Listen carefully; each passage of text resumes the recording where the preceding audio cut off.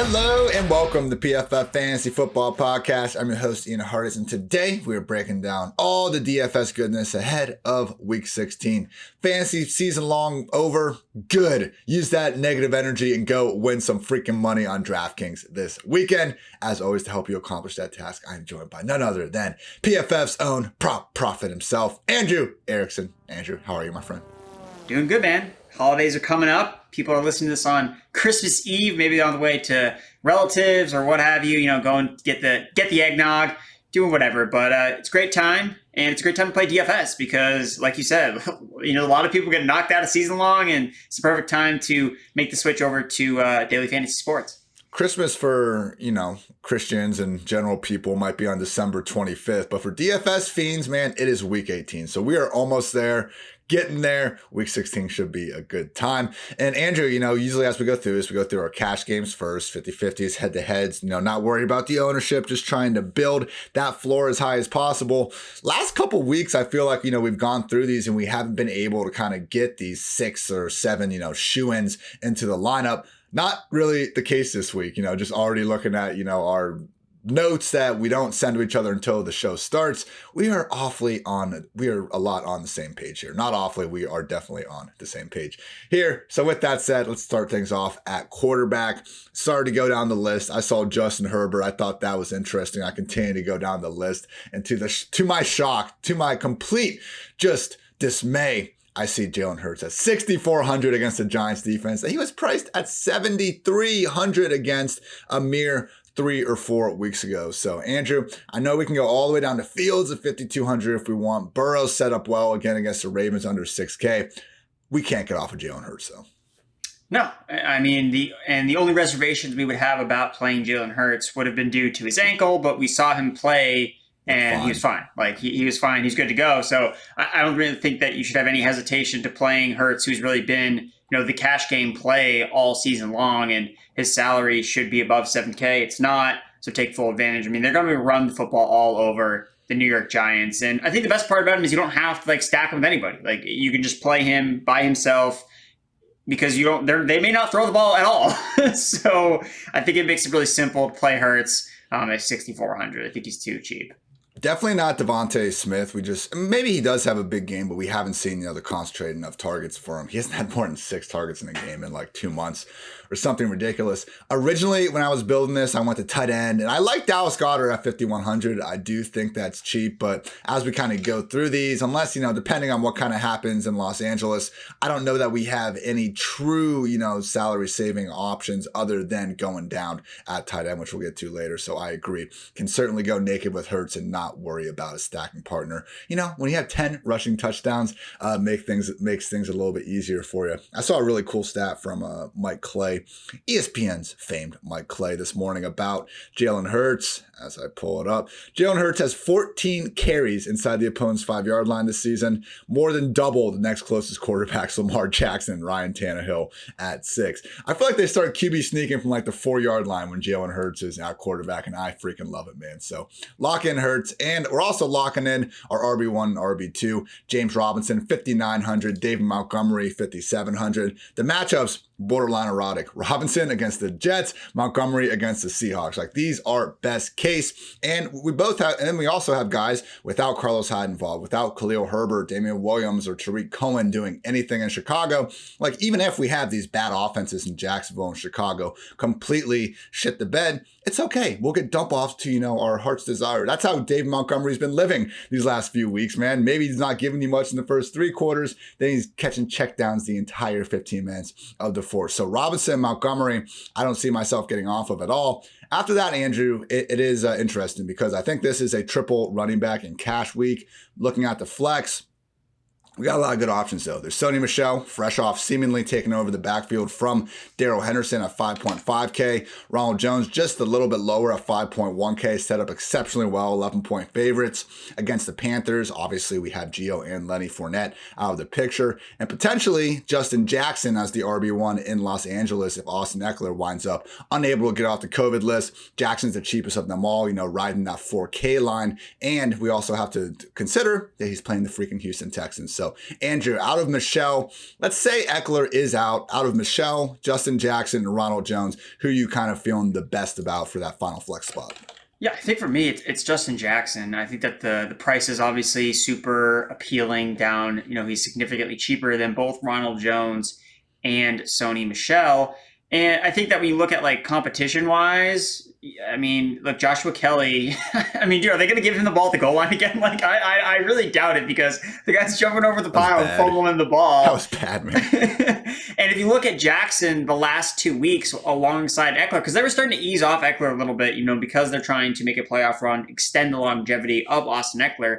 Jackson had outsnapped him 62-60. He had 24 touches over Eckler's 30. So Justin Jackson has shown that he's already been able to handle the load for the Chargers and what they're kind of looking for. Again, you could see a scenario where if they're up big, okay, they give Kelly some carries or Roundtree at the end of the game. But I think the high value touches is really what you care about with this Chargers running back. And Jackson leads the team in red zone carries over the last 2 weeks with 9. So he's going to be the guy in the beginning of the game, in the goal line when they're going to be scoring touchdowns. And that's really what you want. He catches passes. I think that he really takes on Eckler's role in that offense, whereas the other two guys just kind of fill in as change of pace backs in between the tackle grinder running back. So I'm not concerned about Kelly or Roundtree really doing much with Justin Jackson in the fold. So I think I prefer him the most. Ronald Jones, I just don't like playing running backs in cash that don't have pass catching ceilings, anything. And I don't know, maybe it'll be different because Fournette, we were kind of fringy about during this year about his pass game role. We saw it in the playoffs, obviously, but Jones is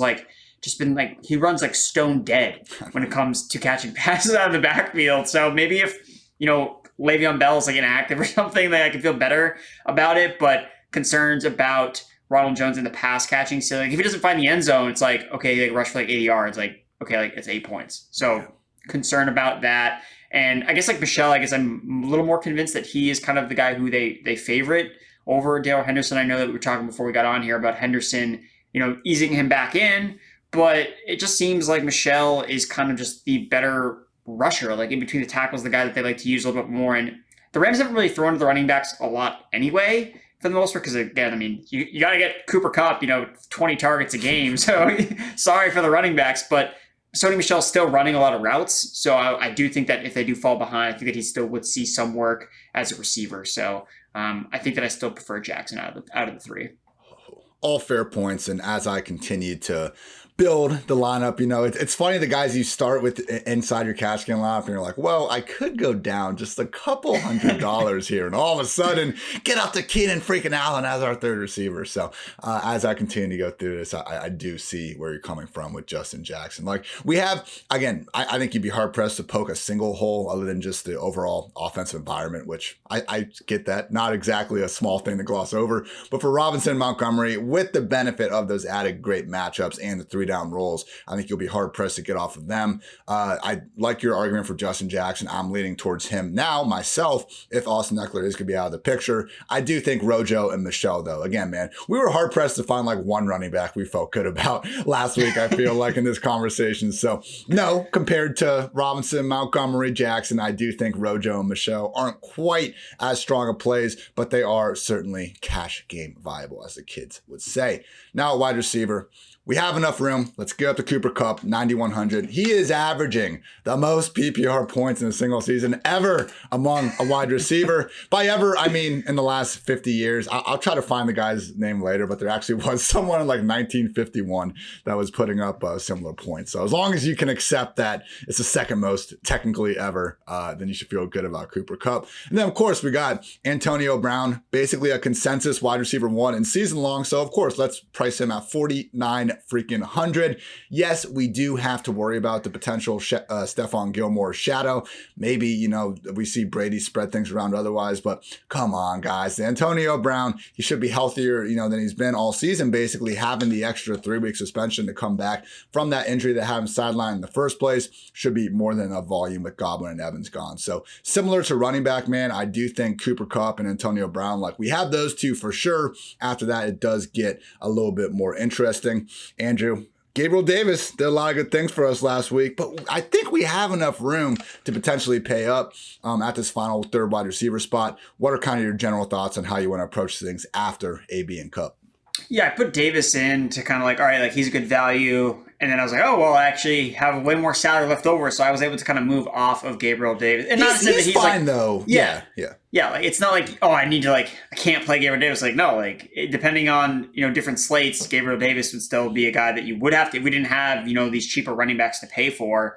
Gabriel Davis would be someone that we definitely jam in. Emmanuel Sanders is still iffy. Cole Beasley is not going to play in this game. So, I mean, he's going to be, again, a full-time starter. And he's not going to see J.C. Jackson. And he got a touchdown against the Patriots last time. So I think that Davis is in a good spot. And maybe just someone you play in tournaments instead of in cash. But I was able to get up to, in the end of the 5K range, 6K range, where guys like T. Higgins and Russell Gage. And I just feel really confident about their usage in their offenses. Both of them lead their team in target share over the last 4 weeks, over 24%.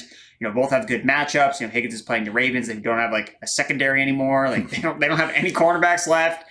Russell Gage is playing the Lions. So again, it's just another good spot where, chase the targets. Like these guys are getting targeted and there's really no reason to think that, oh, well, Gage is just going to have, this random dud. No, why would he? Like Matt Ryan is still the quarterback and he's looking for Gage constantly. And same thing with T. Higgins. Like I know that we're just like waiting on Chase to like have these massive breakout games. Meanwhile, T. Higgins is just seeing like double-digit targets every single week. We're like, like whatever, T. Higgins, like don't worry about it. But he's been really consistent this year despite missing games. He still leads the team in target share. So I think Higgins, especially, I always look for like the outlier performances from the guys that we've kind of like buried. Like when Tyler Boyd has like a massive game, I'm like, yeah, it's probably an outlier. Like, I don't think it's going to happen again with Boyd. Whereas we see T. Higgins and Jamar Chase both like bust colossally last week. Yeah. I don't think we're going to see that happen again, especially because, the matchup could not be any more different. Denver has good cornerbacks. The Ravens do not have good cornerbacks anymore. So I think that those two guys were kind of who I gravitated towards based on the amount of salary I had left. Yeah, so my 2v2 I'm kind of facing right now. We've talked about this. Hurts, Robinson, Montgomery, Kupp, AB. I think they're locked in. We also agree on Cole Kmet as a salary saving tight end at just 3.3K. Again, there's viable guys. If you say, I want Mark Andrews on my team no matter what, like he is certainly going to, have the potential to break the slate like he's been doing the last several weeks as well. I do think Dallas Goedert is viable at 5.1, particularly in Hurts lineups. You can even go a little bit cheaper to CJ Uzomah, 2 touchdowns against this Ravens D last time. You just better hope one of his, 3 or 4 targets does go for a score. But if you want to go with Kmet, who other than losing some annoying red zone targets to Jimmy Graham and his no trade clause, he's never going to catch a touchdown. Like this is never going to catch a touchdown. But he has more like Andrew. I messaged you before. So it's like we are not pitching Zach Gentry this week. We are not doing it. You can't give me anything about his athleticism or whatever. Like we're not going sub 3K just to go sub 3K. Kmet, we don't have to do that. He's still 3.3, which is more than affordable. So if you're cool with Kmet, I do also think the Bears defense at 2,500.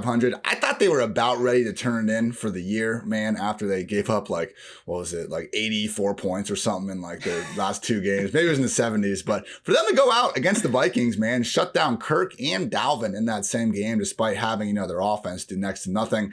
It was impressive. Going up against the Seahawks, even if Russ turns things around and starts cooking again, which is a huge if, let's face it, haven't seen that really going on. We know he's the type of quarterback to take, 3 to 5 sacks potentially, even in a game where he's playing well, because that's just the nature of his style. So I think Bears defense at 2,500 is the cheapest you can go and feel good about it. So with that in mind, the 2v2 I'm facing, man, it's like, do I want to go Justin Jackson and I can get all the way up to Keenan Allen potentially against the Texans? No Austin Eckler should be getting absolutely fed targets. He's already been getting fed targets. Or do I want to go Ronald Jones and then Jamar Chase, who we saw go for 200 freaking yards against this Ravens secondary earlier in the season. So I kind of lean Jackson and Keenan right now, but that's kind of where I'm at, Andrew. And it's good to have the rest of the spots figured out. I think it's a good problem to have.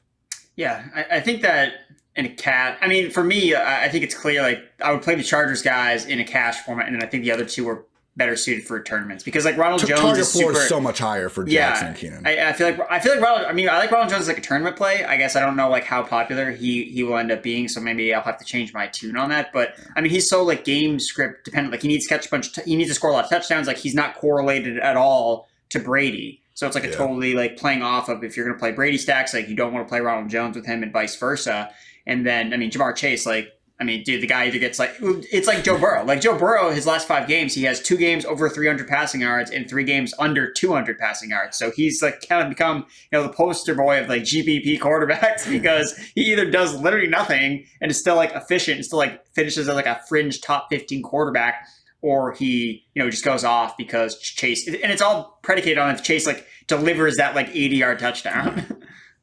It's nice when it works, but when it doesn't, you get that, 1 catch, 3 yards, 0 touchdowns we saw last week against the Broncos. Quickly to summarize, quarterback cash, we are rolling with Jalen Hurts. At running back, definitely prioritize James Robinson and David Montgomery. After that, Justin Jackson is our preferred flex, but Ronald Jones and Sony Michel are also more than viable. Wide receiver, locking in Cooper Kupp, locking in Antonio Brown. After that, we got guys like Jamar Chase, like T. Higgins, like Keenan Allen, like Gabriel Davis that you can mess around with potentially. Even someone like Russell Gage and Amon-Ra St. Brown, depending on Jared Goff's status. I think we'll talk more about him in a little bit. Tight end, we were going down as low as you can go. Basically, the Cole Kmet at 3,300. Uzoma is there if you really want to have, a tilting Sunday potentially. You can also go up, obviously, higher to Dallas Goedert, Mark Andrews, whoever you want if you want to pay up. But again, I think we're more than happy with the other options we can get at running back and wide receiver by paying down there. And finally, with the defense, Bears at 2,500, preferred cheap play of the week. Moving on to tournaments. Now we are trying to win against hundreds of thousands of people, take home that milli. Andrew, I like to think if I won the milli, we'd still be back here next week talking about everything again. Maybe not though. Like who knows? That's a lot of money. So I might just go on a week-long bender or something fun like that. So let's try to find out what would happen in that situation by breaking down our favorite tournament plays. We love Hurts and cash. We always love Hurts and cash, but you already kind of alluded to this, Andrew. Joey Burrow, one of the best GPP quarterbacks out there right now. Yeah, I think that's really what we're looking for with Burrow. He destroyed this Ravens secondary the last time he played them, matches up really well based on the way that they run their coverage. He's PFF's highest graded quarterback. So, that matters to an extent because we know Burrow is good. Like we know that he's an efficient quarterback, and ultimately a lot of the time efficiency will trump volume at the quarterback position. But then when you combine the two, that's when you see like these 40-point games from these quarterbacks. So we know that Burrow can be efficient. And when I was just like looking at like pace for the games on this slate, like there really weren't a lot of games that like stood out to me as like these two teams like run fast or like play fast. I actually couldn't find like any of them except for the Bengals and Ravens game. And this is why, I did play a little Tyler Huntley last week because I liked the pace of play with Ravens and Packers. And that ultimately kind of led me to playing a little bit of Huntley, which ended up being like one of my best tournament lineups. And I kind of want to do it again, whether it's Huntley or Lamar Jackson under center. Like I do think that this game has a chance to be more up tempo. And when you just look across this slate, you're just like, gross. like what games can I stack? And this one to me, it seemed like has a lot of good options, a lot of big playmakers. So yeah, I think Burrow, you exactly know who to target with. You have 2 guys coming off bad games, Jamar Chase and T. Higgins, despite the fact that they have been, combined for over 50% of the target share all season long. Like we know if Burrow has a big game, it's going to be Chase and it's going to be Higgins. Like it's not going to be Boyd. And you can even throw in Uzomah, who was the tight end 1 the last time he played the Ravens, and the Ravens have been bad against tight ends this year. So there's a lot of ways where you can spin it with Burrow. And yeah, so I like Burrow this week.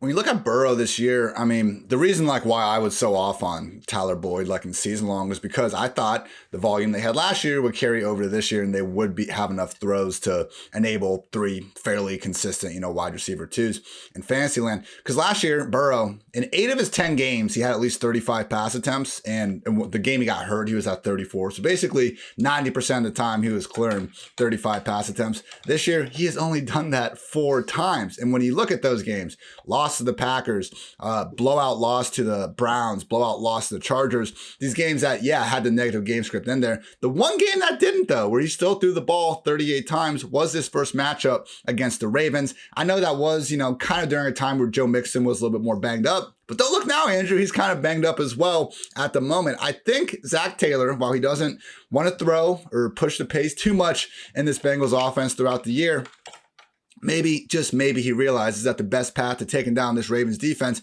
is by letting Joey B cook. And that was when Marlon Humphrey and some of these other guys were still out there. So, the big thing, the highlight, I think, in the way they play defense versus Burrow, this Ravens defense, like, they are one of just 6 defenses to blitz opponents on at least 30% of their dropbacks. And Burrow this year, number 2 in PFF passing grade against the blitz, number 1 in yards per attempt, 6 in QB rating. He went 10 for 15 for 244 yards and 2 touchdowns when the Ravens blitzed him in their first matchup.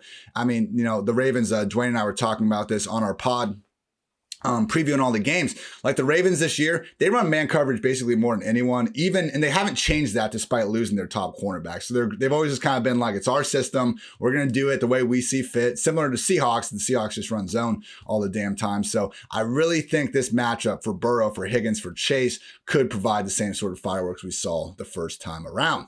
Only other quarterbacks I would quickly throw out there. Quarterbacks, we never see any single quarterback usually, eclipse more than like 10% of ownership. So we don't need to worry about the chalk quite as much, at least with the signal caller involved. So I think Matthew Stafford against just that miserable Vikings secondary could make a lot of sense. I mean, if you go back and look what Odell Beckham did to these guys in Cleveland, I know he only had 2 catches, but he should have had 3 touchdowns if Baker was worth a single damn that afternoon, because Cameron Dantzler, 60th highest graded cornerback among 127 qualified guys. Patrick Peterson, 90th. Mackenzie Alexander, 125th. So they got rid of Bashaud Breeland. They still pretty much suck all the way around. So Stafford with Kupp, yeah, that makes sense. Don't be afraid to throw OBJ and or Van Jefferson in there as well. And finally, Justin Herbert, potential to throw a little bit more against Houston without Eckler. Also gets you off the Justin Jackson chalk a little bit to go that route. Now, Andrew, running back, we love Robinson, we love Montgomery, Michel, Jackson, Rojo maybe. Things can go great if it works out, but there's some pivots there in tournaments where we're going to want to get off these chalky guys. One guy in particular you have listed that I love is none other than Clyde Edwards-Helaire. Potentially no Tyreek, potentially no Kelsey. What better time than to feature your freaking RB1 that you took in the first round? Oh yeah, against the Pittsburgh Steelers defense that is dead last in yards before contact allowed per carry. Yeah. I think it's really that simple. The Chiefs are down offensive playmakers through the air, and they've shown that they will follow a certain approach regardless of, or kind of what's going to work. Last week, they could have ran the ball against the Chargers, but they decided to throw it with Mahomes, and it was really effective. So that's what they kept on doing. And this week, I just think it makes so much sense for them to feed Edwards-Helaire against the Pittsburgh Steelers run defense that ranks dead last in terms of rushing yards allowed per game over the last 4 weeks, 164.5.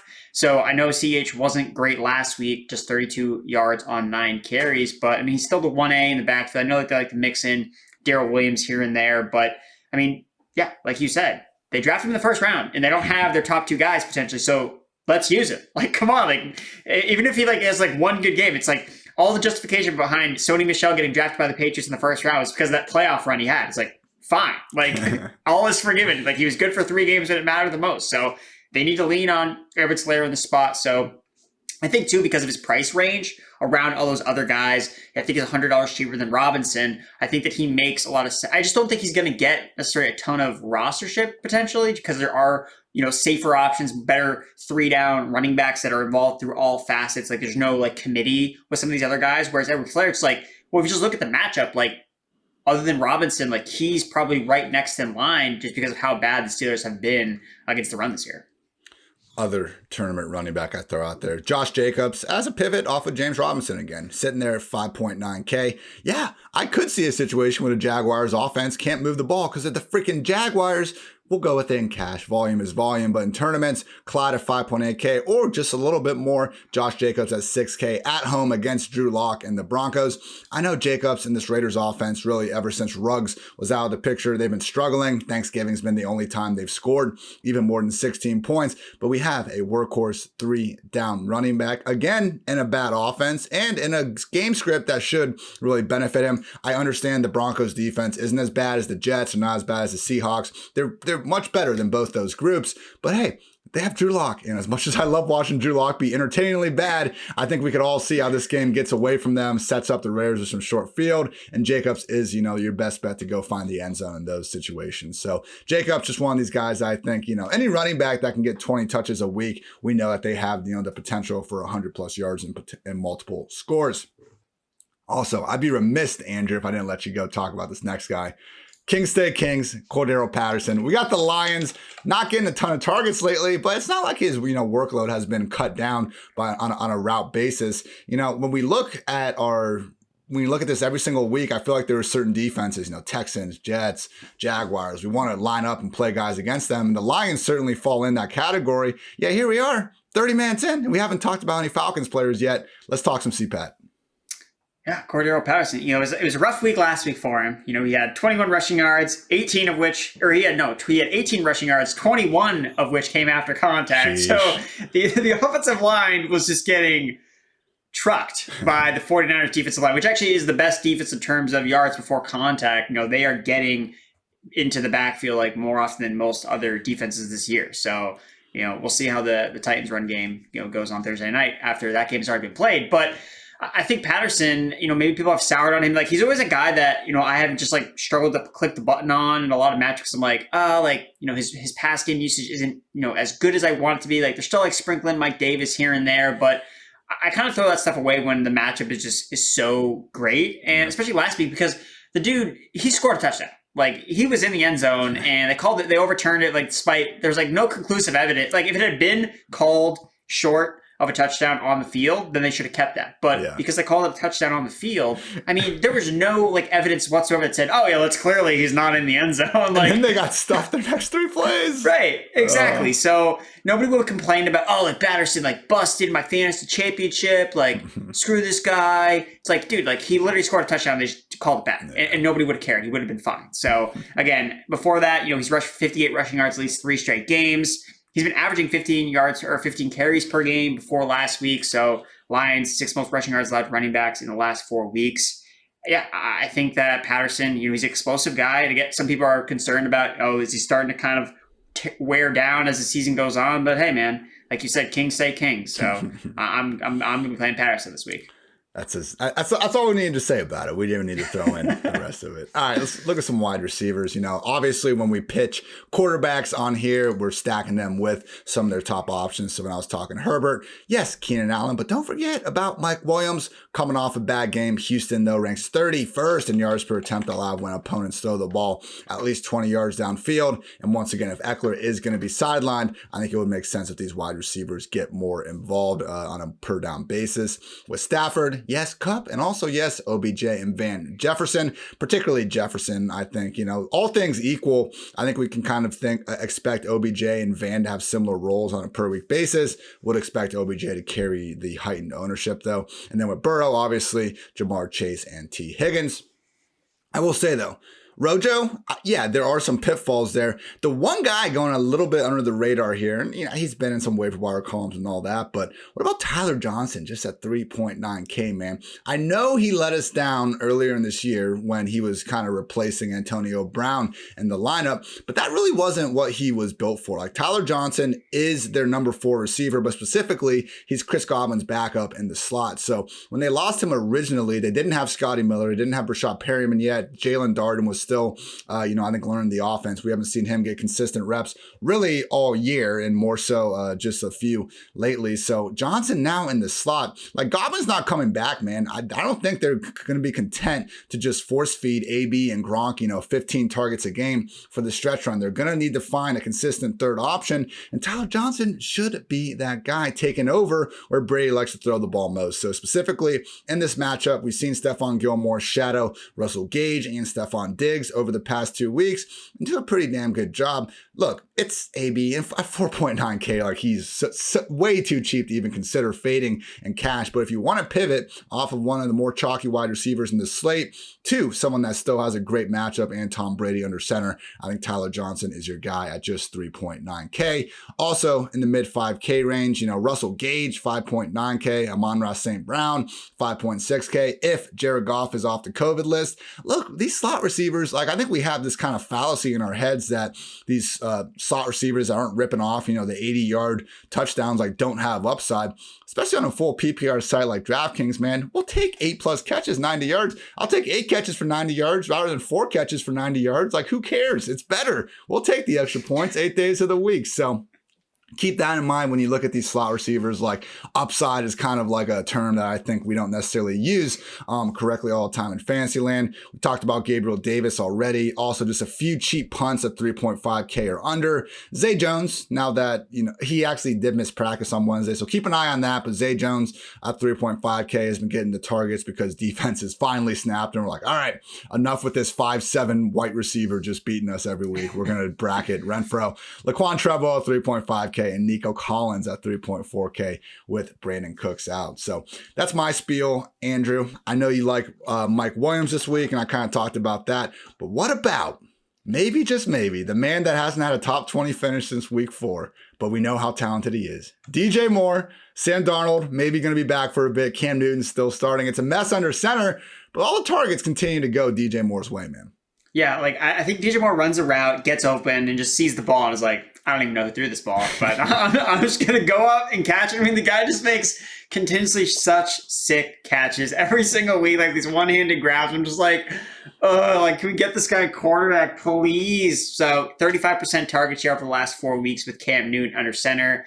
He went 0 for 2 on his deep targets last week. I mean, he was like wide open for like a long touchdown. Cam bad, just like, man. like, oh my God, like he had to like stop, try to like come back to the ball. So it's bad. Like, it was atrocious. So, hey, maybe they just bring Sam Darnold just to like chuck it deep. I know Darnold can throw the ball downfield. I don't know how accurately it is, but yeah, I just think that, I think the Bills secondary is still like suspect. They got ripped to shreds by the Bucs, and obviously the Patriots didn't have to throw against them. So they don't have Tre'Davious White. I really think that matters. I really don't think that their season-long statistics, being number 1 against wide receivers or top 5 or whatever, isn't necessarily indicative of how elite they are. I know that Jackson has stepped up in Tre'Davious White's place pretty well. But yeah, I mean, that was last week. But I would say, man, this now DJ going up against the Bucs, that is a healthier secondary he needs to kind of be dealing with. Yeah, but I do think that, I just don't think they'll be able to run the football. Like Chuba Hubbard, I think that the volume again is going to be, and that's the thing, it's really a volume play and just a bet on DJ Moore as a talent. Now, again, he's also dealing with a hamstring injury, so that's why you would not play this guy anywhere near cash. But if you're stacking the Bucs, you need to bring back option DJ Moore.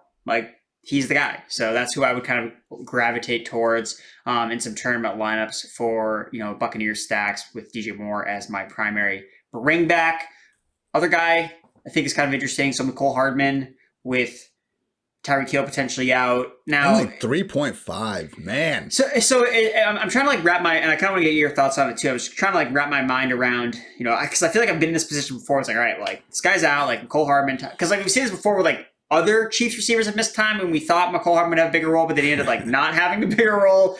But we know that he is kind of been the Tyreek Hill quote unquote backup for most of it. It's kind of how they've used him. So I expect his role to at least somewhat increase. I mean, he's at practice all week. There is no Tyreek Hill at practice. So I got to imagine they're okay, let's do some more plays for Mecole Hardman just in case we don't have Tyreek Hill. Let's get some stuff for him going. We know he's explosive. We know he can make these massive plays. Whereas Byron Pringle, I'm confident he's going to be out there the most. But he has kind of been out there already. He just hasn't really been getting targeted. Whereas Hardman, when he is out on the field, he gets the ball. He's a high, target rate per route run, 22%. So I think when I was trying to decide between the two guys, I think that I ultimately decided on just chasing Hardman's upside. I think that again, he has a floor where, he just ran 10 routes and to do anything that still I think is a fear, which is why I would be too afraid to play him in cash, even if Tyreek Hill doesn't end up going. But I get the appeal from a tournament standpoint. It kind of similar to the Tyler Johnson versus a Brashad Perryman, where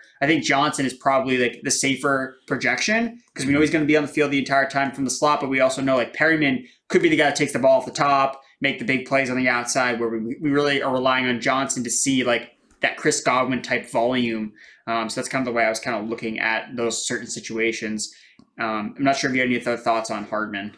No, I think when we saw Tyreek miss some time in past years, it was more so expected for Hardman to come in, immediately start balling, and he didn't. And because of that, I think people are kind of salty on him. And we also throw in that Mahomes has been awfully up and down over the past 2 months when he's not playing the Raiders or having Kelsey and Hill just going the hell off. So like if Michel was like chalk of the week, no, I would be fading him. Like absolutely not. But looking at our, projected ownership, which you can find on PFF.com, he is coming in like under 3% already. And at 3.5K, man, like that's just a nice punt in a way you can kind of differentiate your roster. So, I mentioned before, like all we really have is like Zay Jones, Laquan Treadwell, Nico Collins. I don't think people are going to really be going that cheap at wide receiver. And look at all the value we have at running back, and everyone we talked about there in that 5K range. So if you really want to differentiate your lineup a little bit, I think it could be paying up at running back, going after your Najee Harris's, your Cordero Pattersons, maybe your Dalvin Cooks of the world. Go up, get those guys. And how can you do it? Go down to these wide receivers that, yeah, they do have upside. There is a path to the potential number one receiver on the Chiefs now to have a big game. Like no one would be shocked if Mecole Hardman goes for over 100 and a tutty. Like it's possible when we got Mahomes under center. So why not take that route in tournaments this week? Like that call.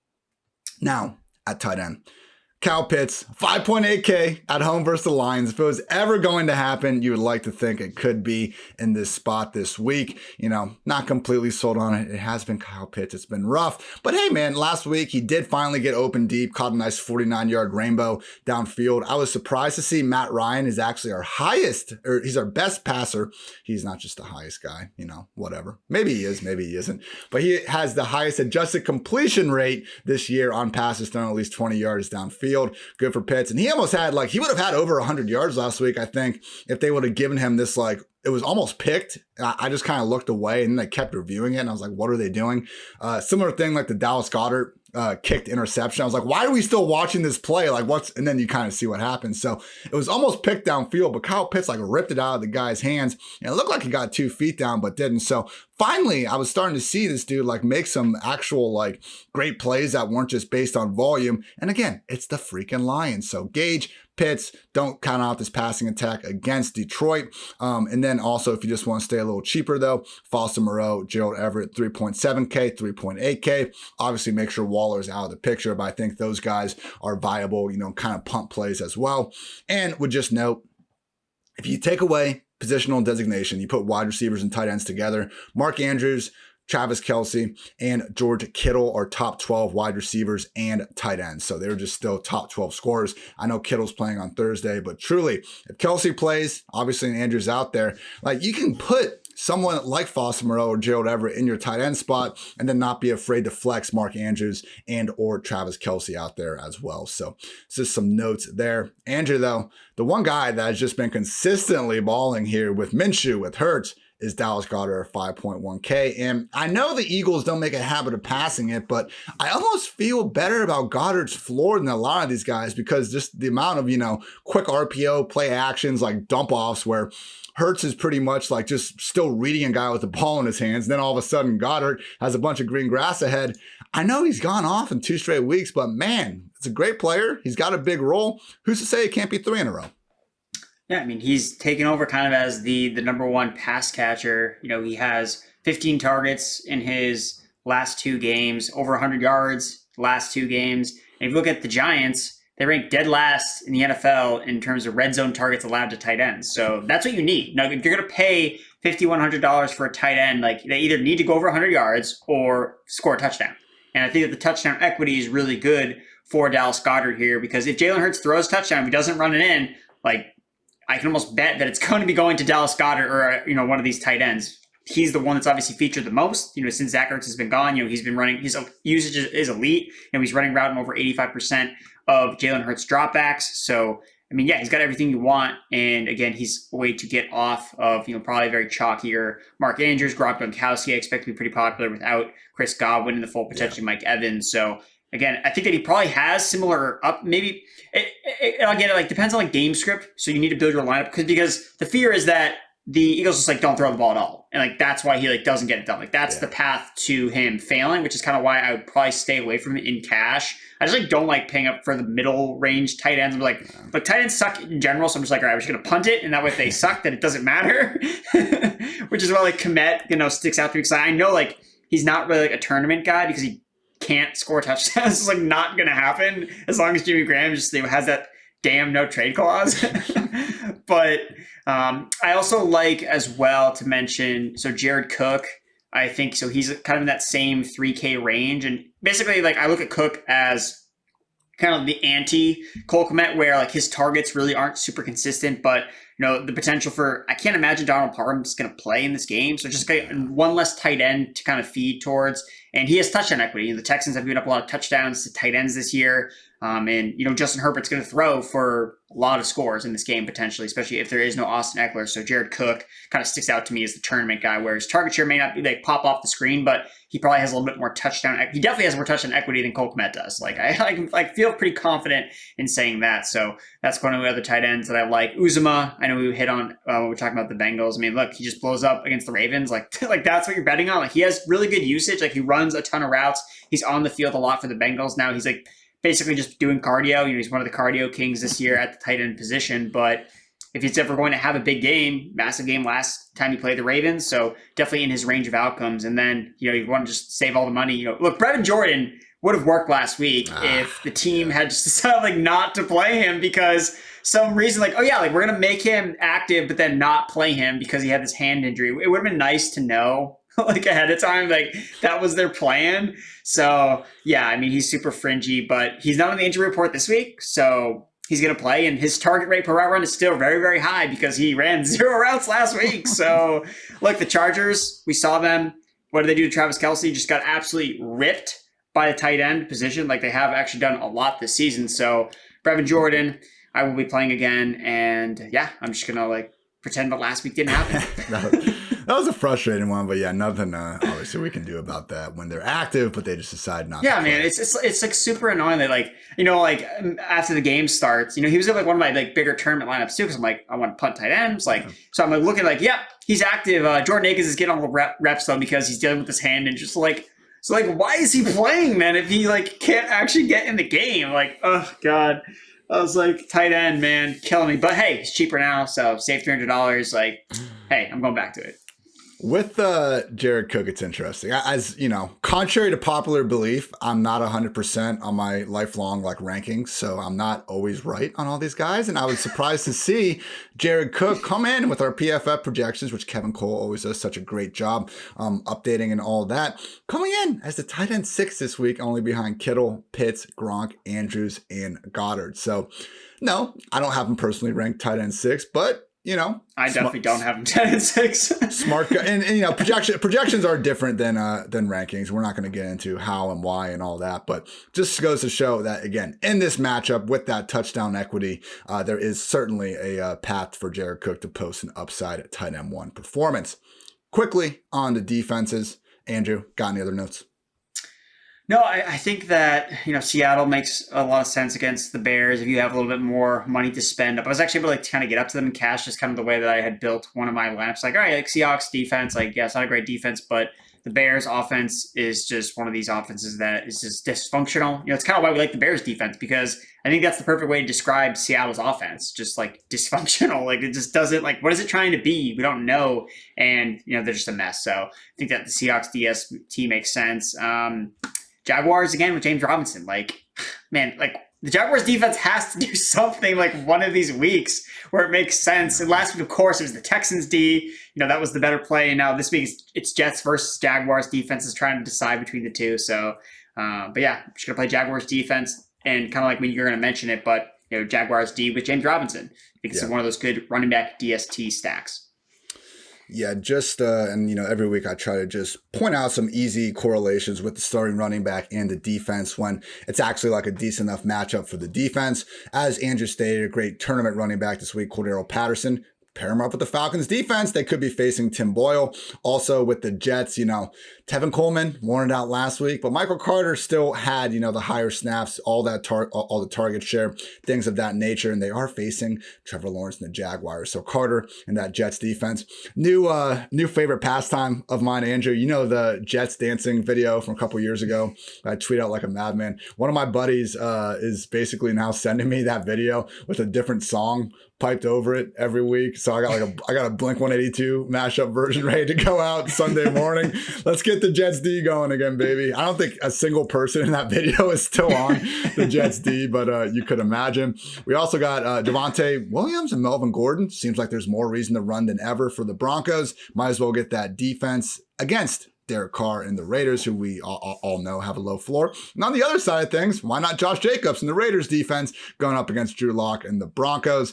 Finally, again, we're talking about just a kind of easy way to make a contrarian tournament lineup this week. Pay up at running back, pay down at wide receiver. Joe Mixon and the Bengals going up against either a banged up version of Lamar Jackson or Tyler Huntley, who, hey, great game, man, but he still runs around, takes some sacks. I don't think any of us would be surprised if he works in some turnovers there. So that's going to wrap up our tournament breakdown. Andrew, what is your favorite stack of the week? Yeah, so again, I'm going back to the Bengals with Joe Burrow. Again, we saw him go off against the Ravens. Last time he played them, I think it's a good spot in a week where there's not a lot of games I really like to stack. And actually, I want to get your thoughts. So this Broncos Raiders game. So I believe the spread is a half point towards the Raiders. It's in a dome.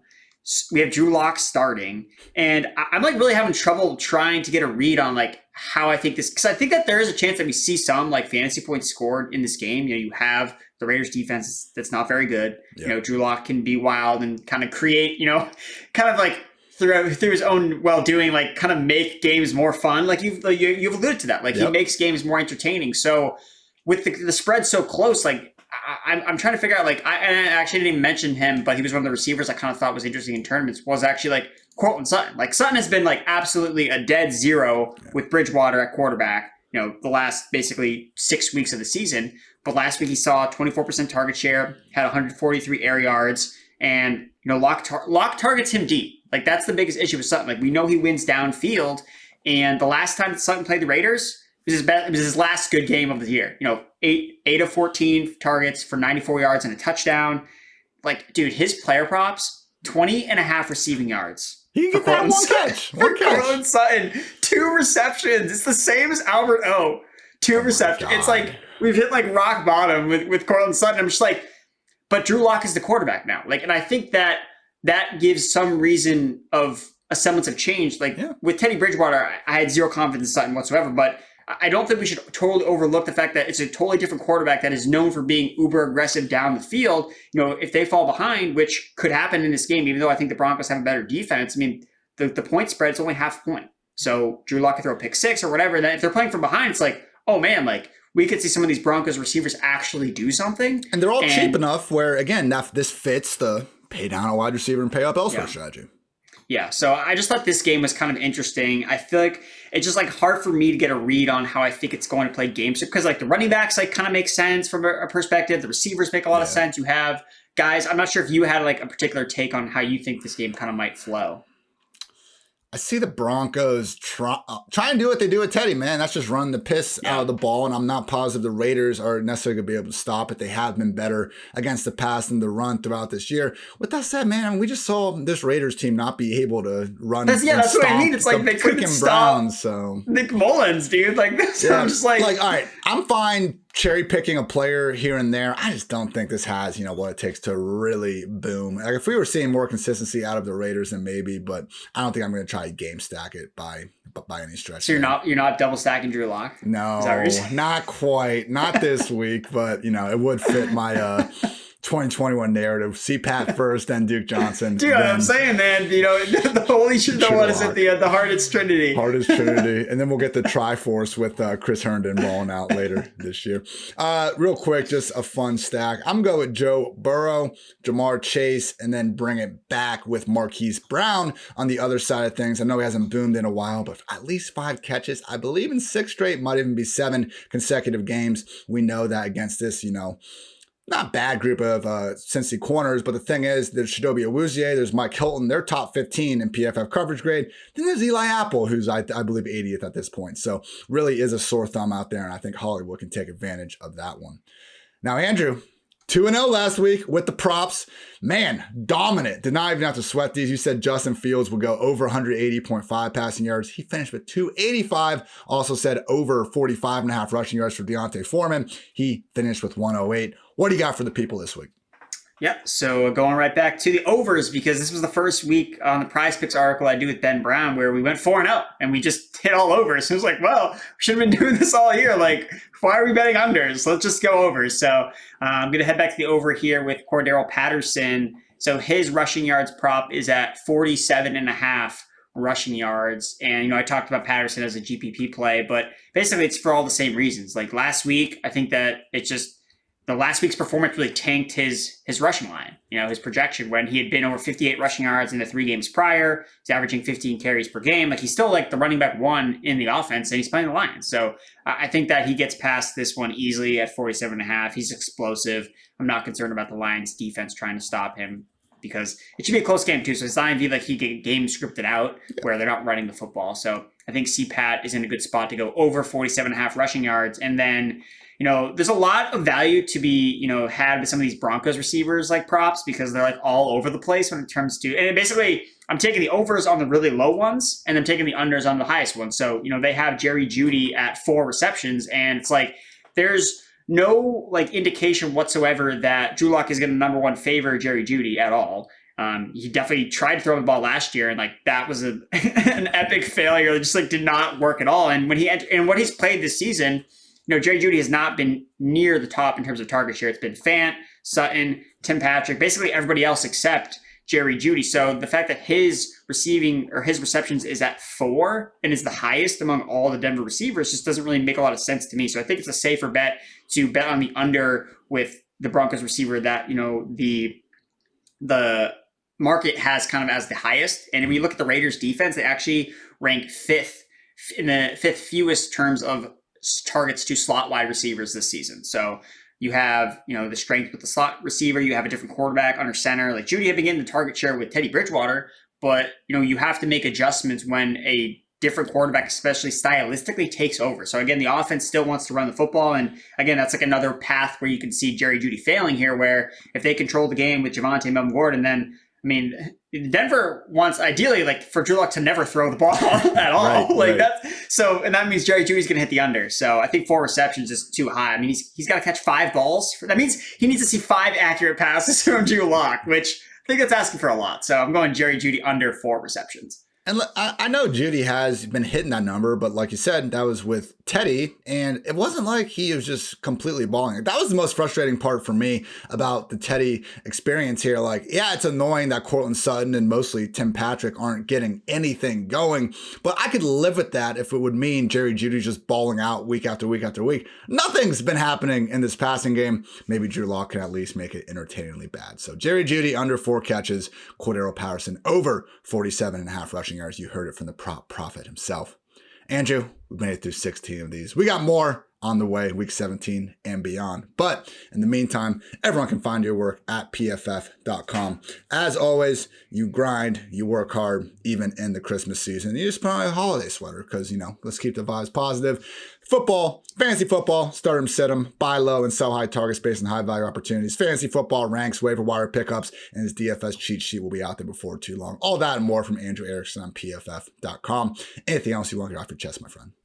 No, guys, just, have a happy holiday. Enjoy the time. Enjoy the games. We've got games all over the place. Who knows? Maybe we'll have Tuesday Night Football again. We don't really know. Don't put that out there. And remain fluid, especially with those season-long lineups. It's tough out there because, you could look at your team, be like, oh, I got all these starters. Next day, you have none of them left. So enjoy the games while we have them. That's all I'll say.